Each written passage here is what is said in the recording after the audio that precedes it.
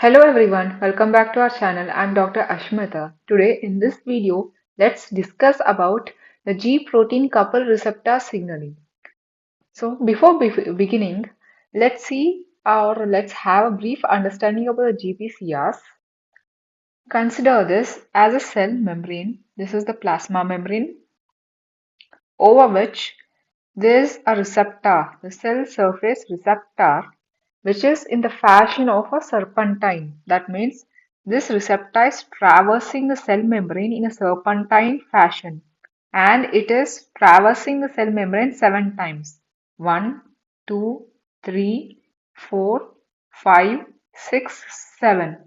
So it is piercing the membrane 7 times. Hence, this receptor is called a 7 transmembrane receptor. The function of this receptor is to receive a signal from the extracellular environment. The signal can be a ligand. That is, the signal coming from the external environment is called a ligand. This ligand can be anything, a hormone or a neurotransmitter or a sensory stimulus, any of which can act like an extracellular signal. This receptor, the function of this receptor is to pick up this signal. This receptor will pick up the signal, it will transmit it along the serpentine fashion, and finally what it has to do, it has to transmit the signal to the interior of the cell. This is a membrane towards the interior of the cell. It has to transmit or transport the signal to the interior. Here it will transport via a protein complex called a G protein. This is a G protein. So we can say that this receptor, it is inbuilt coupled to this G protein. Hence, this receptor is also called a G protein coupled receptor. Since it is paired up, it is in pair or it is in coupling with the G protein, the receptor is named as a G protein coupled receptor, that is GPCR. We call it as GPCR.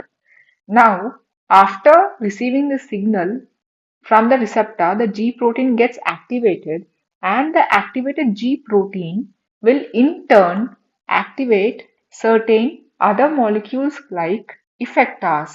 These are called effectors. The effectors can be enzymes, it can be enzymes or ion channels. Ion channels. The activated G protein now transmit the signal to effectors. Effectors are enzymes or ion channels. Now, the activated enzymes or the ion channels, what do they do? After they get activated, they lead to generation of secondary messengers. Secondary messengers, which are small molecules generated inside the cell in the cytoplasm. These secondary messengers are the final step which lead to the production of final output. That is the final output. The final output can be metabolism, secretion, secretion, or the gene transcription. The final result is given by secondary messengers. This is the final result. So the steps here are, there is a serpentine receptor which traverses the cell membrane 7 times, hence called 7 transmembrane receptor. The function of this receptor is to pick up the signal from the external environment, transmit via this serpentine fashion to the interior. It will transmit to the G protein, which is coupled to the receptor. Hence the name G protein coupled receptor. After receiving the signal, the G protein will transmit the signal to effectors. Effectors can be enzymes or ion channels. Now the effectors will transmit or it will cause the generation of secondary messengers, which is the final step which will lead to the final result. Final result, that is the cell response. So there is one step, ligand binding, one step, transmit to the G protein, effectors third step, final secondary messengers, final output. This is a brief idea about the G protein coupled receptor signaling. Let's see the definition. Let's read out the definition of G protein coupled receptor. The G protein coupled receptors, they are a large superfamily of cell surface receptors. Obviously, these receptors are present over the cell membrane, hence, they are a family of cell surface receptors that detect extracellular signals. So, they are detecting this extracellular signaling that can be a hormone or a neurotransmitter or a sensory stimuli and transmit them inside the cell by activating heterotrimeric G proteins. After receiving a signal, the receptor will transmit to G protein. Now, this G protein is a heterotrimer. Heterotrimer means it will have three different subunits. It will have three different alpha, beta, gamma. Three different. Hetero means different. Yeah, right. Hetero means different. Trimer means it has three subunits. Hence, the G protein is a heterotrimer.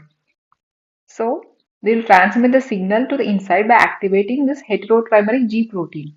This heterotrimeric G protein will in turn regulate intracellular effector enzymes or ion channels. See, finally, from the G protein, effectors are getting activated. The effectors are enzymes or ion channels.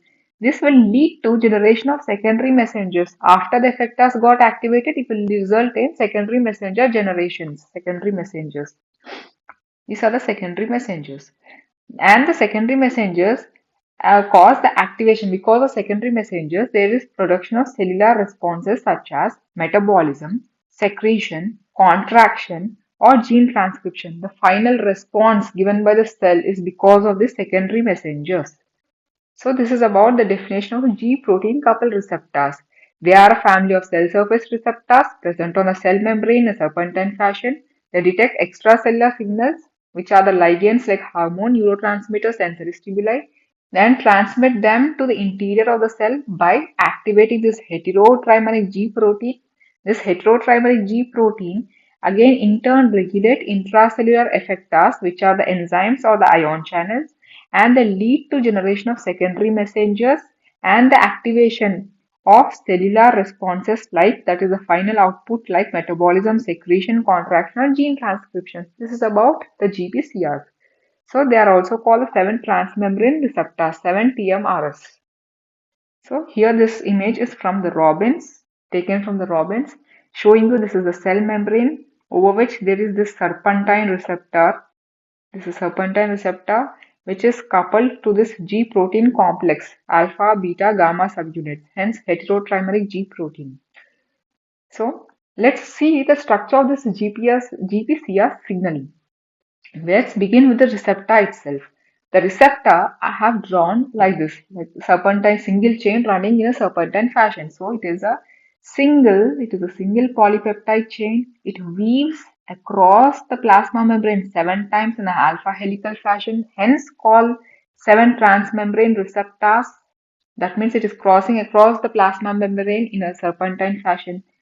It has extracellular loop. This part present outside the cell membrane, these are the extracellular loops.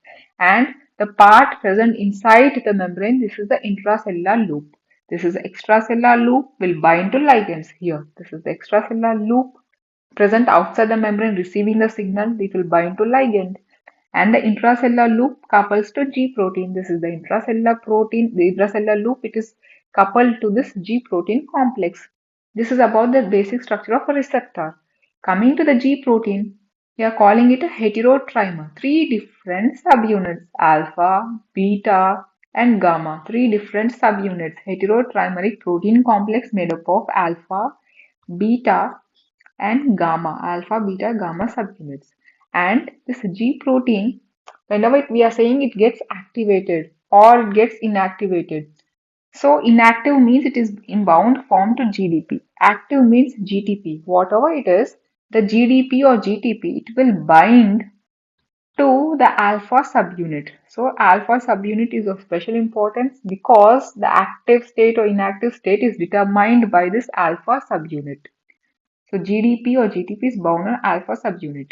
Now, after the G protein, next is effectors. The effectors. The effectors are enzymes like adenylyl cyclase and phospholipase C. These are the enzymes activated by this GPCR or the G proteins. Ion channels like calcium or potassium channels. These are activated by this activated G protein. After the effectors, they will lead to what? Generation of secondary messengers.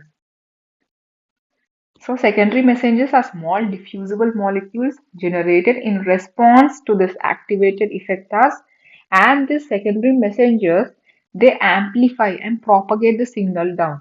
After this is they'll amplify the signal, propagate the signal, and cause final output.